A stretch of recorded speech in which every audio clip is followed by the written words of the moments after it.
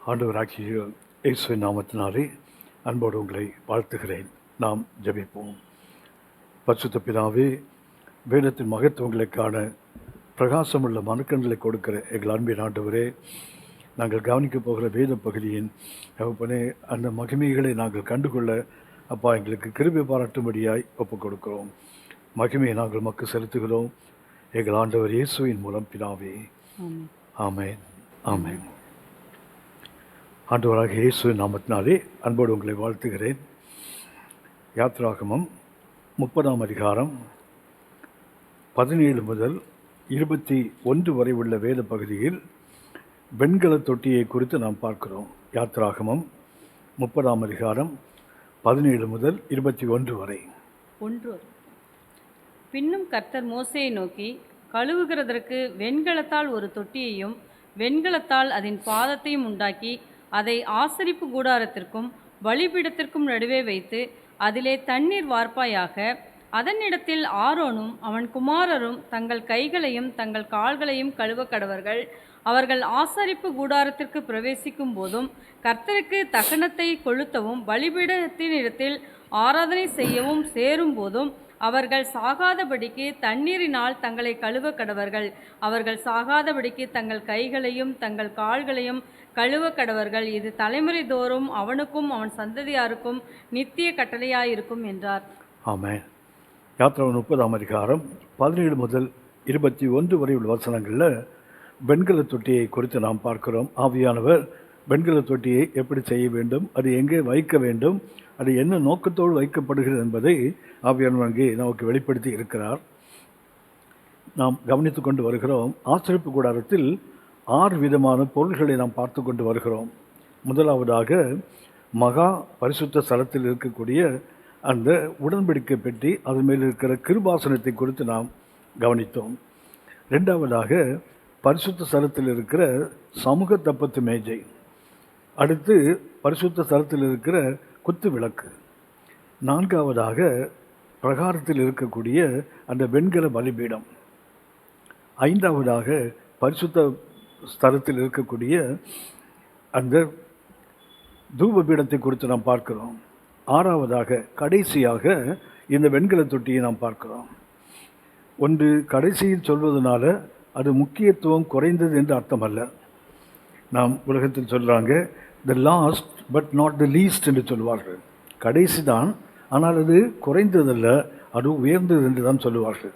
இங்கே உடன்படிக்கை பெட்டியில் ஆரம்பித்து கிருபாசனத்திலிருந்து ஆறாவதாக கடைசியாக ஆவியானவர் நமக்கு இந்த வெண்கல அந்த தொட்டியை குறித்து, தண்ணீர் தொட்டியை குறித்து எழுதி கொடுத்திருக்கிறார். ஆகவே கடைசி என்பது ஒரு தெய்வ மனிதனோ ஒரு பரிசுத்தவானோ அவர்கள் கடைசியில் சொல்லுகின்ற வார்த்தைகள் மிக முக்கியமானது. உதாரணமாக ஆதியாகமம் 49ஆம் அதிகாரத்தில் யாக்கோபு அவர் பிள்ளைகளை ஆசீர்வதித்தது அவருடைய கடைசி வார்த்தைகள். ஆதியாகமம் 49ஆம் அதிகாரம். அதே போல் மோசே இஸ்ரவேல் ஜனங்களை ஆசீர்வதித்தது உபாகமம் 33ஆம் அதிகாரம். ஆகவே அவருடைய கடைசி வார்த்தைகள் இஸ்ரவேலுக்கு வருகின்ற எதிர்காலத்தில் உள்ள நன்மைகள், அவர்களின் நிலைமையை குறித்ததான வெளிப்பாடு.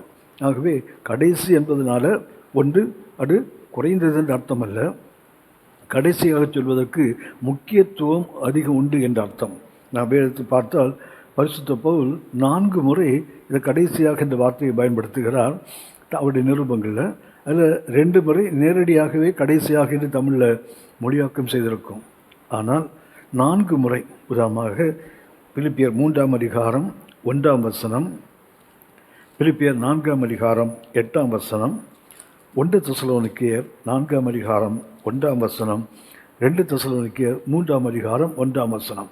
இந்த 4 இடங்களில் தமிழில் கடைசியாக என் சகோதரரே அப்படி சொல்லுவார். ஆனால் அதுக்கு பயன்படுத்துகின்ற ஒரு கிரேக்க வார்த்தை லெய்போன் என்று ஒரு கிரேக்க வார்த்தை. அது லெய்போன் தான் இது 4 இடங்களிலும். பிலிப்பியர் 3:1, பிலிப்பியர் 4:8, 1 தெசலோனிக்கேயர் 4:1, 2 தெசலோனிக்கேயர் 3. ஆகவே இந்த 4 இடங்களில் நாம் பார்க்கிறோம் அந்த கடைசியாக என்ற இந்த வார்த்தை. பரிசுத்த பவுல் சபைக்கு நிருபங்கள் எழுதும்போது அவர் கடைசியாக என்று சொல்லும்போது அது மிக முக்கியத்துவம் வாய்ந்தது. அதே போல் ஆசரிப்பு கூடாரத்தில் உடன்படிக்கை பெட்டி, மகா பரிசுத்த தலத்திலிருந்து ஆவியானவர் ஆரம்பிக்கிறார். ஆனால் அதை முடிக்கும்போது பிரகாரத்தில் பலிபீடத்துக்கும் கூடாரத்துக்கும் நடுவே வைக்கப்படுகிற அந்த வெண்கல தண்ணீர் தொட்டியை குறித்து தான் ஆவியானவர் பேசுகிறார். இதில் நாம் கவனிக்கக்கூடிய சில கருத்துக்களை கவனிப்போம். இந்த வெண்கல தொட்டி வைத்த நோக்கம் என்ன என்பதை பார்ப்போம். யாத்திராகமம் 30ஆம் அதிகாரம் 18ஆம் வசனம். யாத்திராகமம் 30. கழுவுகிறதற்கு வெண்கலத்தால் ஒரு தொட்டியையும் வெண்கலத்தால் அதன் பாதத்தையும் உண்டாக்கி அதை ஆசரிப்பு கூடாரத்திற்கும் பலிபீடத்திற்கும் நடுவே வைத்து அதிலே தண்ணீர் வார்ப்பாயாக. அதாவது இந்த தண்ணீர் தொட்டி வெண்கலத்தால் செய்யப்படுகிறது என்று வேதம் சொல்லுகிறது. யாத்திராகமம் 30:18 வாசிக்கிறோம். வெண்கலத்தால் ஒரு தொட்டி, அதன் பாதங்களும் வெண்கலத்தால் செய்யப்பட வேண்டும் என்று வேதம் சொல்லுகிறது. வெண்கலம் என்பதே பொதுவாக வேதத்தின் அடிப்படையில் பார்த்தா வல்லமையின் அடையாளம். வெண்கலம் என்பதே பலத்தை குறிக்கின்ற ஒரு உலோகம். நாம் இங்கே பார்க்கிறோம், கர்த்தர் ஊழியக்காரனுடைய சுத்திகரிப்புக்கு ஆரோன் அவனுடைய குடும்பத்தார் தேவ பிரசனத்துக்குள் வரும்போது, கர்த்தருடைய சமூகத்துக்கு வரும்போது அவர்கள் தங்களை சுத்திகரித்து கொள்ள வேண்டும். அதற்காக ஒரு தண்ணீர் தொட்டியை கர்த்தர் செய்ய சொல்கிறார். அது வெண்கலத்தால் செய்யப்படுகிறது.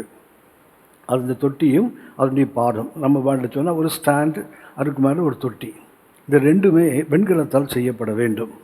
சரி, இந்த வெண்கலம் எங்கிருந்து வருகிறது என்பது தான் விசேஷமானது. வெண்கலம் எந்த பொருளிலிருந்து இந்த வெண்கல தொட்டி செய்யப்படுகிறது என்பதை யாத்திராகமம் 38ஆம் அதிகாரம் 8ஆம் வசனத்தில் நாம் பார்க்கிறோம். இந்த வெண்கல தொட்டி அதனுடைய பாதம் எதனால் செய்யப்படுகிறது என்று வேதம் சொல்லுகிறது. யாத்திராகமம் 38:8. கூடாரத்தின் வாசலில், ஆசரிப்பு கூடாரத்தின் வாசலில் கூட்டம் கூட்டமாய் கூடின ஸ்திரீகளின் தர்ப்பணங்களாலே, கூட்டம் கூட்டமாய் கூடின ஸ்திரீகளின் தர்ப்பணங்களால் வெண்கல தொட்டியையும் அதன் வெண்கல பாதத்தையும் உண்டாக்கினான். அப்படின்னா இந்த தண்ணீர் தொட்டி செய்வதற்கு வெண்கலம் வேண்டும். அந்த வெண்கலம் எங்கிருந்து வருகிறது என்றால், ஆசரிப்பு கூடார வாசலில், ஆசரிப்பு கூடாரத்தில் தேவனுடைய ஆலயத்தில் ஊழியம் செய்வதற்காக வருகிறவர்கள், அதை கட்டுமான பணிக்கு, அதை கட்டி எழுப்புவதற்கு ஊழியம் செய்ய வருகின்றவர்கள் அங்கே தங்களுடைய தர்ப்பணங்களை கொடுத்து அதிலிருந்து இந்த தண்ணீர் தொட்டி அவருடைய பாதங்கள் செய்யப்படுகின்ற வேதம் சொல்கிறது. இந்த தர்ப்பணம் என்பதற்கு தமிழில் நமக்கு வழக்கம் இல்லாத, பொதுவாக நாம் பயன்படுத்தாத ஒரு வார்த்தை. ஆனால் தர்ப்பணம் என்பது இது முகம் பார்க்கிற கண்ணாடி என்ற அர்த்தம். அது மிரர், லுக்கிங் மிரர். ஆகவே வெண்கலத்தால் செய்யப்பட்ட அந்த முகம் பார்க்கிற கண்ணாடி, அந்த கண்ணாடியிலிருந்து தான் இந்த தண்ணீர் தொட்டி செய்யப்படுகிறது. இது உலோகத்தால், குறிப்பாக வெண்கலத்தால் செய்யப்பட்டு அது ஹைலி பாலிஷ்ட், நல்ல அதை பளபளப்பாக மாற்றி வைத்திருப்பார்கள். அதை பார்த்தால் அந்த முகம் தெரியும். உதாரணமாக யோபுவின் புத்தகத்தை நாம் அதை வாசிக்கிறோம். யோபு 37ஆம் அதிகாரம் 18ஆம் வசனத்தில் வாசிக்கிறோம். வார்ப்பிக்கப்பட்ட கண்ணாடி என்று வாசிக்கிறோம். யோபுவின் புத்தகம். வார்க்கப்பட்ட கண்ணாடியை போல் அப்படின்னா கண்ணாடி என்பது என்ன? இது வார்க்கப்படுகிறது என்றால் இது மெல்ட் பண்ணி, அதை மோல்டு பண்ணி, அதை பாலிஷ் பண்ணுறாங்க. அதை பளபளப்பாக மாற்றி வைத்தால் இதை பார்த்தால் பெண்களுடைய முகங்கள் தெரியும். அது தங்களுடைய அலங்கரித்துக் கொள்வதற்கு பயன்படுத்தக்கூடியது இந்த தர்ப்பணங்கள். அப்படி என்றால் இந்த தண்ணீர் தொட்டி செய்வதற்கு உலோகம் எங்கிருந்து வருகிறது என்றால், பெண்கள் தங்களை அழகுபடுத்தி கொள்வதற்காக பயன்படுத்துகின்ற அந்த பொருள். அதுக்கு பேர் தான் நாம் இன்றைக்கு மிரர் அல்லது கண்ணாடி என்று சொல்லுகிறோம். ஆனால் அன்றைக்கு அதுக்கு பேர் தர்ப்பணம். அப்படியான ஒன்று நாம் கற்றுக்கொள்கிறோம். ஒரு வெளித்தோட்டத்தை அழகுபடுத்துகின்ற ஒன்று, அதை பயன்படுத்தி ஊழியனுடைய சுத்திகரிப்புக்கு ஆவியானவர் அதை மாற்றுகிறார். ஆகவே நாம் அறிந்திருக்கிறோம், வெளி அலங்காரம் தேவை இல்லை என்று சொல்லல வேதம். ஆனால் அது அலங்காரம் இல்லை என்று வேதம் சொல்லுகிறது. அது மயிலை பின்னுவது, பொன்னாபரணங்கள் அழிவது, உயர்ந்த வஸ்திரங்களை உடுப்பது ஆகிய புறம்பான அலங்கரிப்பு உங்களுக்கு அலங்காரமாய் இராமல்.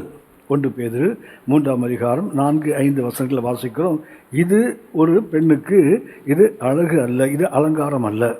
ஆனால் உள்ளத்தில் மறைந்திருக்கிற சாந்தமும் அமைதலுமுள்ள ஆவியாகிய அந்த குணம்தான்.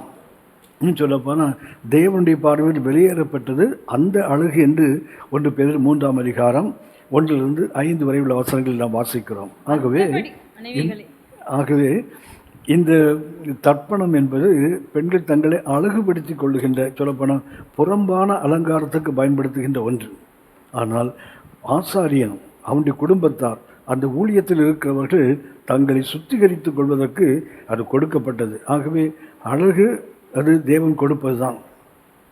நன்றாக இருந்தால், தோற்றம் அழகாக இருந்தால் அது கர்த்தர் கொடுக்கிற மகிமையான அனுபவம் தான். ஆனால் அது ஒரு அலங்காரம் அல்ல. சங்கீதம் 45:13 வாசிக்கிறோம், ராஜகுமாரத்தி உள்ளான பூரண அழகுள்ளவள் என்று வாசிக்கிறோம். சங்கீதம் 45:13 வாசிக்கிறோம், ராஜகுமாரத்தி உள்ளான பூரண மகிமையுள்ளவள், ராஜகுமாரத்தி உள்ளான பூரண அழகுள்ளவள். அப்படின்னா அழகு என்பது தோற்றத்தில் அல்லது உருவத்தில் அல்ல, அது உள்ளத்தில் இருக்கிறது. ஆகவே தான் இந்த ஆசரிப்பு கூடார வாசலில் கர்த்தருடைய ஆலயத்தை கட்டி எழுப்புக வருகின்ற பெண்கள் தங்களுடைய புறம்பான அலங்கரிப்புக்கு பயன்படுத்தக்கூடிய அந்த தர்ப்பணங்களை கொடுத்தார்கள். அதிலிருந்து இந்த தண்ணீர் தொட்டி செய்யப்படுகிறது. ஆகவே இது உள்ளான அலங்கரிப்பை, உள்ளான சுத்திகரிப்புக்கு இந்த புறம்பான ஒரு பொருள் காட்டப்படுகிறது. உலகத்தில் எத்தனை பொருள்கள் நமக்கு இருந்தாலும் அது ஒரு உலக பொருளாக இருக்கட்டும், ஆனால் அது உன்னதத்தை மகிமைப்படுத்துவதாக இருக்கணும். ஒரு கார் வாங்குகிறோம், இல்லை நமக்கு ஒரு வீடு வாங்குகிறோம், இல்லை நமக்கு தேவையான வாங்குகிறோம், அது உலக பொருள் தான். ஆனால் அந்த உலக பொருளும் கர்த்தரை மகிமைப்படுத்துவதாக இருக்க வேண்டும். அதுதான் இந்த தண்ணீர் தொட்டியினுடைய முதலாவது பாடம். நாம் அதை கற்றுக்கொள்கிறோம். 2 கொரிந்தியர் 3ஆம் அதிகாரம் 2 கொரிந்தியர் 3ஆம் அதிகாரம் 18ஆம் வசனத்தை வாசிக்கிறோம். கண்ணாடியிலே முகத்தை பார்ப்பது போல நாம் பார்த்து அந்த சாயலால் தானே மகிமையின் மேல் மகிமை அடைகிறோம் என்று ஆவியானவர் சுட்டி காட்டுகிறார். 2 கொரிந்தியர் 3ஆம் அதிகாரம் 18ஆம் வசனம். நாம் எல்லாரும் திறந்த முகமாய் கண்ணாடியிலே காண்கிறது போல கண்டு ஆவியாய் இருக்கிற கர்த்தரால் அந்த சாயலாகத்தானே மகிமையின் மேல் மகிமை அடைந்து மறுரூபப்படுகிறோம். கண்ணாடியிலே ஒன்றை பார்ப்பது போல நாம் கர்த்தருடைய மகிமையை பார்க்க வேண்டும் என்று வேதம் சொல்லுகிறது. அப்படி பார்க்கும்போது நாம் என்ன செய்கிறோம்? மகிமையின் மேல் மகிமை அடைந்து மறுரூபம் அடைகிறோம், தேவ சாயலுக்கு மாற்றப்படுகிறோம். ஆகவே இந்த தண்ணீர் தொட்டி நம்ம கற்றுக் கொடுக்கிற முதலாவது பாடம் இது வெண்கலத்தால் செய்யப்படுகிறது. அதன் பாதங்களும் வெண்கலத்தால் செய்யப்படுகிறது. ஏனென்றால் இந்த பொருள், இந்த மூலப்பொருள் எங்கிருந்து வருகிறது என்றால் ஒரு புறம்பான அலங்கரிப்புக்கு பயன்படுத்தப்படுகின்ற ஒரு லுக்கிங் மிரர் அல்லது ஒரு கண்ணாடி போன்றது. ஆனால் ஆவியானவர் சுட்டி காட்டுகிறார், நாம் எல்லாரும் திறந்த முகமாய் கண்ணாடியிலே பார்ப்பது போல தேவ மகிமையை பார்க்கிறோம். அப்படி பார்க்கும்போது நாம் என்ன செய்கிறோம்? மகிமையின் மேல் மகிமை அடைந்து மறுரூபம் அடைகிறோம். இன்னும் சொல்லப்போனால் இந்த கண்ணாடி என்பது கர்த்தருடைய வசனத்தை குறிக்கின்ற வார்த்தை. கண்ணாடி என்பது கர்த்தருடைய வசனத்தை குறிக்க. பழைய ஏற்பாட்டில் தர்ப்பணம், புதிய ஏற்பாட்டில் நாம் வாசிக்கிறோம், அது கர்த்தருடைய வசனம் என்று வாசிக்கிறோம். யாக்கோபு எழுதின நிருபம் 1ஆம் அதிகாரம் 22 முதல் 25 வரை உள்ள வசனங்களில் நாம் வசனத்தை கண்ணாடி என்று பார்க்கிறோம். அல்லாமலும் நீங்கள் உங்களை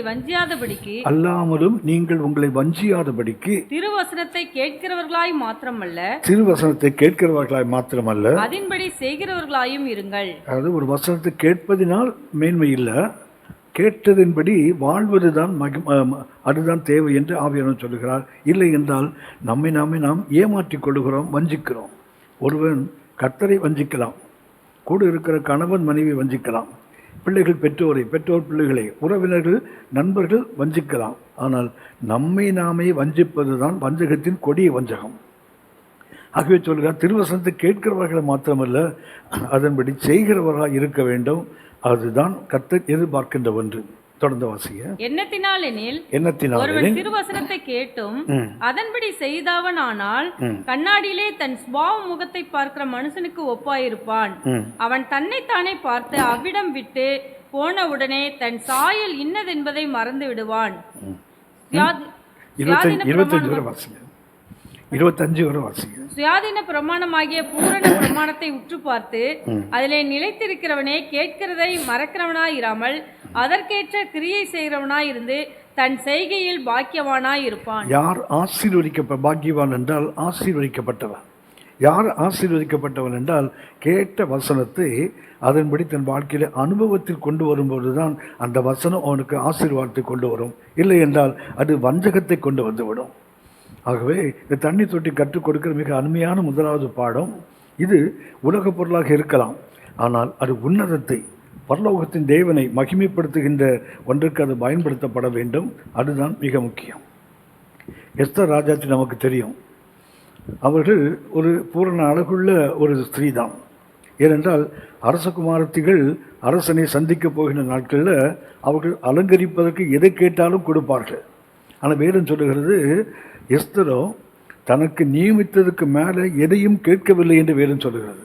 ஏனென்றால் தாயின் கருவிலே ஒருவனை உருவாக்கும் போதே அவர்களுடைய தோற்றத்தை கர்த்த உருவாக்குகிறார். நமக்கு தெரியும், தாயின் கருவிலே கர்த்த தான் உருவாக்குகிறார். உருவாக்கும் போது அந்த தலையாக இருக்கட்டும், நெற்றியாக இருக்கட்டும், கண்களாக இருக்கட்டும், மூக்கு, காது, உடல், ஒவ்வொரு பகுதியும் கர்த்தர் ஒரு நோக்கத்தோடு தான் படைக்கிறார்.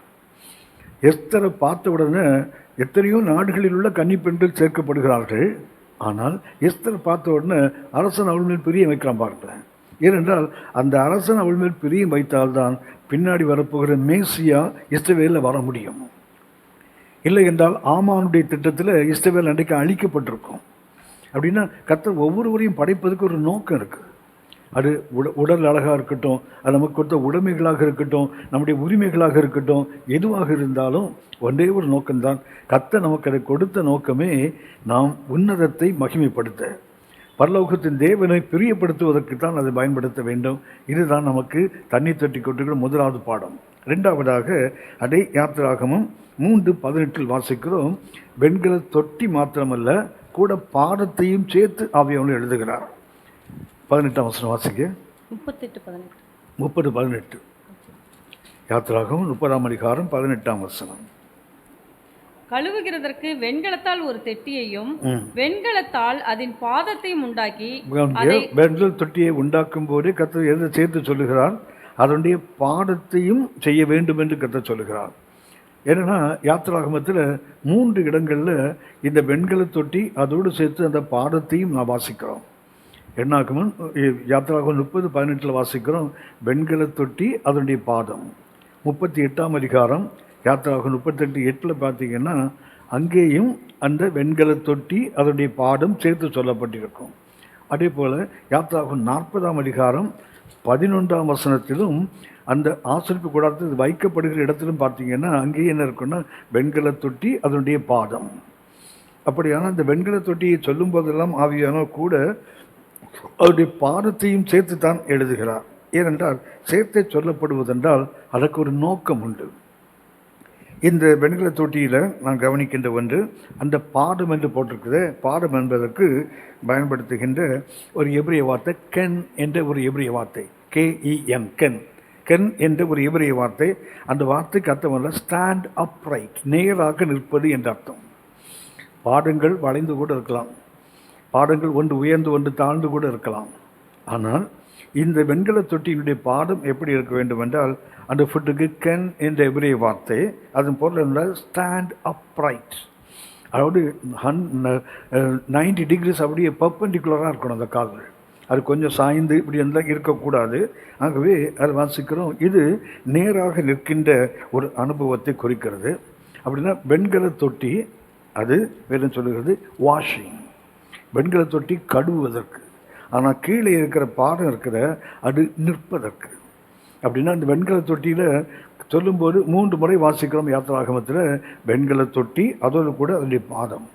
இன்னும் சொல்லப்போனால் வெண்கல தொட்டி கழுவுவதற்கு, அதன் பாதம் எதற்கென்றால் அதை உறுதியாக நேராக நிலையாக நிறுத்தி வைப்பதற்கு. இன்னும் சொல்லப்போனால் ஒரு ஊழியத்தினுடைய அடிப்படையே சுத்திகரிப்பு தான். சுத்திகரிப்பதற்கு மேலே ஒரு பேசின், ஒரு பாத்திரம் இருக்குது, அது வெண்கலம், அது தண்ணி நிரப்பி இருக்கிறது. ஆனால் அதனுடைய கால்கள் வித்தியாசமாக இருந்தால், அதன் கால்கள் நேராக இல்லாவிட்டால் அது வைத்தும் அது சரியான பயன் இருக்காது. ஆகவே இந்த வெண்கல தொட்டி 2வது நமக்கு கற்றுக் கொடுக்கிற பாடம் என்னவென்றால் ஊழியனுக்கு சுத்திகரிப்பே அதன் அடிப்படை. ஆகவே மேலே தொட்டி, கீழே அதனுடைய அடிப்பாக என்னவென்றால் அதனுடைய பாதங்கள். ஆகவே 2வது நாம் கற்றுக்கொள்ள வேண்டிய பாடம் என்னவென்றால் இது சேர்ந்தே சொல்லப்படுவது. அது மேலே இருக்கிற தொட்டியாக இருக்கட்டும், வெண்கல தொட்டியாக இருக்கட்டும், கீழே இருக்கிற பாடமாக இருக்கட்டும், யாத்திராகமத்தில் கர்த்தர் சொல்லுகிறார். 2வது எங்கே இருந்த அந்த பொருள் வருகிறது என்று சுட்டி காட்டுகிறார். 3வது செய்தது எப்படி ஆலயத்தில் வைக்கப்படுகிறது. இந்த மூன்றுக்குமே பார்த்திங்கன்னா அந்த தொட்டி அதோடு கூட சேர்ந்த பாதங்கள். ஆகவே இது ஒன்றோடு ஒன்று இணைந்தது. சுத்திகரிப்பும் உறுதியாக நிற்கின்ற அனுபவமும் மிக முக்கியமானது. ஆகவே ரெண்டாவது நம்ம கற்றுக் கொடுக்குற பாடம் சுத்திகரிப்பு தான் ஆவிக்குரிய வாழ்க்கைக்கும் சரி, ஆவிக்குரிய ஊழியங்களுக்கும் சரி. பழைய ஏற்பாட்டில் நாம் அறிந்திருக்கிறோம், ஆரோன் லேவியின் கோத்திரத்தில் ஆரோன் குடும்பத்தில் பிறந்தால்தான் அவன் ஆசாரிய ஊழியம் செய்ய முடியும். லேவிக்கு 3 பிள்ளைகள். அந்த 3 பிள்ளைகளிலும் யார் என்றால் ஆரோனுடைய குடும்பத்தில் பிறக்கிறவன் தான் ஆசாரிய ஊழியம் செய்ய முடியும். அவர்கள்தான் அந்த பிரகாரத்தை தாண்டி பரிசுத்தத்துக்குள்ளே போக முடியும். லேவியர்கள் உள்ளே போக முடியாது. லேவி கோத்திரத்தில் பிறந்திருக்கலாம், ஆனால் உள்ளே போக முடியாது. ஆனால் ஆரோன் உள்ளே ஆரோன் அவனுடைய பிள்ளைகள் உள்ளே போக முடியும். ஆகவே இது பழைய ஏற்பாட்டில் ஒரு குடும்பத்துக்கு ஆசாரிய ஊழியம். ஆனால் புதிய ஏற்பாட்டுக்கு வரும்போது கர்த்தரால் மீட்கப்பட்ட ஒவ்வொருவரும் ஊழியக்காரன் தான். 1 பேதுரு 2ஆம் அதிகாரம் 9ஆம் வசனம், நீங்களோ உங்களை அந்தகாரத்தினின்று தம்முடைய ஆச்சரியமான ஒளியினத்துக்கு வரவழைத்தவருடைய புண்ணியங்களை அறிவிக்கும்படி தெரிந்து கொள்ளப்பட்ட சந்ததி, ராஜரீகமான ஆசாரிய கூட்டம், பரிசுத்த ஜாதி, அவருடைய சொந்த ஜனம் என்று வாசிக்கிறோம். அப்படின்னா புதிய ஏற்பாட்டில் ஒவ்வொரு கர்த்தருடைய பிள்ளையும் ஊழியம் செய்ய வேண்டும், ஊழியக்காரன் தான். ஆகவே இந்த தண்ணீர் தொட்டி நமக்கு கற்றுக்கிற 2வது பாடம் இது. வெண்கல தொட்டியும் அதன் பாதங்களும் ஒன்றாகவே இருக்க வேண்டும். சுத்திகரிப்பு, 2வது சுத்திகரிக்கப்பட்ட நிலையில் நேராக நிற்கின்ற அந்த அனுபவம், இது தொட்டி நமக்கு கற்றுக் கொடுக்கிற 2வது பாடம். 3வதாக யாத்திராகமம் 30ஆம் அதிகாரம் 18ஆம் வசனத்தில் அதனுடைய அளவு, அது எந்த சைஸில் இருக்கணும், 2வது எந்த ஷேப்பில் இருக்கணும், அப்படி எந்த அளவில் இருக்க வேண்டும், 2வது அது எப்படிப்பட்ட வடிவத்தில் இருக்க வேண்டும் என்று சொல்லப்படவில்லை. வழக்கமாக முதல்ல நாம் கவனித்து கொண்டு இருக்கிறோம். ஒன்று, அது உடன்படிக்கை பெட்டினா அதுக்கு நீளம், அகலம், உயரம் இருக்குது. அதுக்கு மேலே ஒரு மூடி இருக்கிறது, கிருபாசனம். அதே போல் சமூக தப்பத்து மேஜை என்றால் அதற்கு நீளம், அகலம் இருக்குது. அது மாதிரி இருக்கிற பொருள் சொல்லப்படுகிறது. குத்து விளக்கு இருக்கிறது, அது எப்படிப்பட்ட அளவில் இருக்க வேண்டும் என்று சொல்லப்படுகிறது. அடுத்து பலிபீடத்தை பார்க்குறோம், அதுக்கும் அளவு இருக்குது. அடுத்து தூபபீடத்தை பார்க்குறோம், அதுக்கும் அளவு இருக்குது. ஆனால் இது தண்ணி தொட்டிக்கு மாத்திரம் என்ன கிடையாது, அளவும் கிடையாது, வடிவமும் கிடையாது. அது எப்படி இருந்தது? ஒருவேளை அது வட்டமாக இருக்கலாம் என்று ஒரு எபிரேய வார்த்தையை பயன்படுத்தி சொல்கிறார்கள். அந்த வார்த்தைக்கு ஷீகார் என்ற ஒரு வார்த்தை பயன்படுத்துகிறாங்க. அந்த வார்த்தைக்கு வட்ட வடிவமானது என்று சொல்கிறார்கள். ஆனால் நேரடியாக நமக்கு வேதத்தில் அந்த ஷேப் சொல்லப்படலை. 2வது சைஸ் சொல்லப்படலை, அளவும் சொல்லப்படவில்லை, வடிவமும் சொல்லப்படவில்லை. இது நாம் கவனிக்க வேண்டிய ஒன்று. என்னவென்றால் இது எவ்வளவு சைஸில் இருக்கலாம், செய்கிறவங்களுடைய விருப்பத்தை பொறுத்தது. அப்படி சுத்திகரிப்பு என்பது ஒரு எல்லைக்குட்பட்டது அல்ல. சுத்திகரிப்பு இவ்வளோ தான் இருக்கணும், இவ்வளோ சைஸ் இருக்குது, இவ்வளோ ஷேப் இருக்கணும் அப்படின்னு சொன்னால் சுத்திகரிப்புக்கு ஒரு எல்லை வந்து விடுகிறது. ஒரு சைஸ் சொன்னால் அதுக்குள்ளே தண்ணி ஊற்றினா ஒரு 10 லிட்டர் தண்ணி, இல்லை 20 லிட்டர் தண்ணி, அவ்வளோதான் வரும். ஆனால் அதன் வடிவமோ அதனுடைய அளவோ சொல்லப்படாதது. நமக்கு ஆவியான கற்றுக் கொடுக்கிற பாடம் என்னவென்றால், நோ லிமிட் ஃபார் கிளென்சிங். சுத்திகரிப்புக்கு என்ன கிடையாது என்றால் அளவு கிடையாது. வெளிப்படுத்தின விசேஷம் 22ஆம் அதிகாரம் 11ஆம் வசனத்தில் வாசிக்கிறோம், பரிசுத்தமாக இருக்கிறவன் இன்னும் பரிசுத்தமாகட்டும். 22:11. அநியாயம் செய்கிறவன் இன்னும் அநியாயம் செய்யட்டும். அநியாயம் செய்கிறவன் இன்னும் அநியாயம் செய்யட்டும். அசுத்தமாய் இருக்கிறவன் இன்னும் அசுத்தமாய் இருக்கட்டும். அசுத்தமாய் இருக்கிறவன் இன்னும் அசுத்தமா இருக்கட்டும். நீதி உள்ளவன் இன்னும் நீதி செய்யட்டும். நீதி உள்ளவன் இன்னும் நீதி செய்யட்டும். பரிசுத்தம் உள்ளவன் இன்னும் பரிசுத்தமாகட்டும். அப்படின்னா அக்கிரமத்துக்கு எப்படி அளவு இல்லையோ அதே போல பரிசுத்தத்துக்கும் அளவு இல்லை. தீமை செய்கிறவனுக்கும் அநீதி செய்கிறவனுக்கும் அளவில்லை, நீதி செய்கிறவனுக்கும் அளவில்லை. ஏனென்றால் இது தண்ணி தொட்டி நம்ம கற்றுக் கொடுக்குற பாடு, இது சுத்திகரிப்பின் அடையாளம். ஏனென்றால் யாத்திரை 30:18 வசனம் கழுவுறதுக்குன்னு வாசிக்கிறோம். கழுவுறதுக்கு வாஷ் பண்ணுறதுக்கு தான். அப்படின்னா என்ன ஆவியான சுட்டி காட்டுகிறார்? இதில் நீதிக்கோ பரிசுத்தத்துக்கோ எல்லை கிடையாது. எந்த அளவுக்கு? இன்னும் கொஞ்சம், இன்னும் கொஞ்சம், இன்னும் கொஞ்சம். எது வரைக்கும்?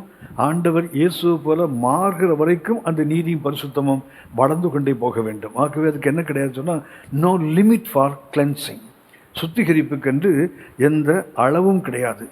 ஒரு பரிசுத்தவானை போல, ஒரு தெய்வ மனிதனை போல, ஒரு கர்த்தருடைய பிள்ளையை போல நான் பரிசுத்தமாக இருந்தால் போதும் அப்படி வேதம் சொல்லலை.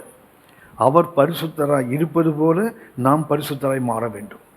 ஸோ நமக்கு எல்லை என்னவென்றால் இயேசுவை போல தேவனைப் போல மாறுவது, அதுதான் நம்ம பரிசுத்தத்தின் எல்லையாக இருக்க வேண்டும். ஆகவே இங்கே வாசிக்கிறோம், பரிசுத்தத்துக்கு என்ன கிடையாது? எல்லை இல்லை. சுத்திகரிப்புக்கு எல்லை கிடையாது. தானியேல் புஸ்தகம் 12ஆம் அதிகாரம் 10ஆம் வசனமும் நமக்கு அதை உறுதிப்படுத்துகிறது. மோர் பியூரிஃபிகேஷன், இன்னும் கொஞ்சம் பரிசுத்தம். தானியேல் 12ஆம் அதிகாரம் 10ஆம் வசனம். அநேகர் சுத்தமும் வெண்மையும் ஆக்கப்பட்டு புடமிடப்பட்டவர்களாய் விளங்குவார்கள். அநேகர் வெண்மையும் சுத்தமும் ஆக்கப்பட்டு அதுக்கப்புறம் புடமிடப்படுவாங்கன்னு போட்டிருப்பார்களா? அப்படின்னா ஒன்று, அவங்க ஏற்கனவே உண்மையாக இருக்கிறாங்க, அவங்க சுத்தமாக இருக்கிறாங்க. ஆனால் வேலும் சொல்கிறது, அதுக்கு மேலே கர்த்தர் என்ன செய்வாராம்? புடமிடுவாராம். அப்படின்னா நம்முடைய வெண்மை, நம்முடைய பரிசுத்தத்தை கர்த்தர் முன்னாடி நிற்காது. அவர் புடமிட்டு, அந்த புடமிடுதல் தான் தேவை.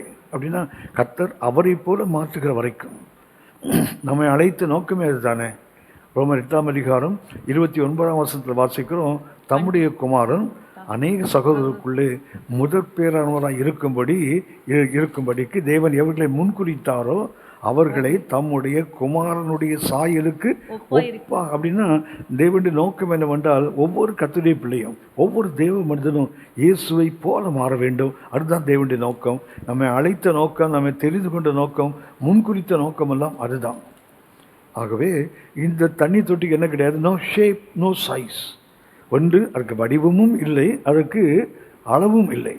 ஆனால் வேடத்தை நாம் பார்த்தால், கொஞ்சம் கவனித்து பார்த்தால், இந்த தண்ணி தொட்டியை 4 இடங்களில் பார்க்குறோம் வேதத்தில். ஒன்று, யாத்திராகமம் 30:18 பார்த்தோம், 38:8 கவனித்தோம், 40:11 கவனித்தோம். இது யாத்திராகமத்தில். ஆனால் 1 ராஜாக்கள் 7ஆம் அதிகாரம் 1 ராஜாக்கள் 7ஆம் அதிகாரம் 23 முதல் 26 சாலமோன் கர்த்தருடைய ஆலயத்தை கட்டுகிறார். அதாவது மோசையை கொண்டு கர்த்தர் ஆசரிப்பு கூடாரத்தை கட்டினார். அந்த வெண்கல தொட்டிக்கு அளவு இல்லை, வடிவம் இல்லை. ஆனால் 1 ராஜாக்கள் 7ஆம் அதிகாரம் 23 முதல் 26 வரை சாலமோன் கர்த்தருடைய ஆலயத்தை கட்டுகிறான். அந்த ஆலயத்தை கட்டுவதற்குரிய பிளான், அந்த திட்டத்தையும் கர்த்தர் தான் கொடுத்தார். தாவீதுக்கு கொடுத்து, தாவீது சாலமோனுக்கு வந்தது. ஆனால் இங்கே பார்க்குறோம், அந்த தண்ணி தொட்டிக்கு அளவு இருக்கிறது, வடிவம் இருக்குது. கொஞ்சம் வாசிக்கிறது. வெண்கலக்கடல் என்னும் தொட்டியையும் வார்ப்பித்தான். சுற்றிலும் சக்கரகாரமான அதனுடைய ஒரு விளிம்பு தொடங்கி மறு விளிம்பு மட்டும் அகலம் 10 முழமும் உயரம் 5 முழமும் சுற்றளவு 30 முழ நூலளவுமாய் இருந்தது. அப்படின்னா இங்கே தண்ணி தொட்டிக்கு அளவு இருக்கு பாருங்களேன். தேவன் முதல்ல செய்ய சொல்லும்போது ஆசிரியக்கூடாத அளவு சொல்லப்படவில்லை.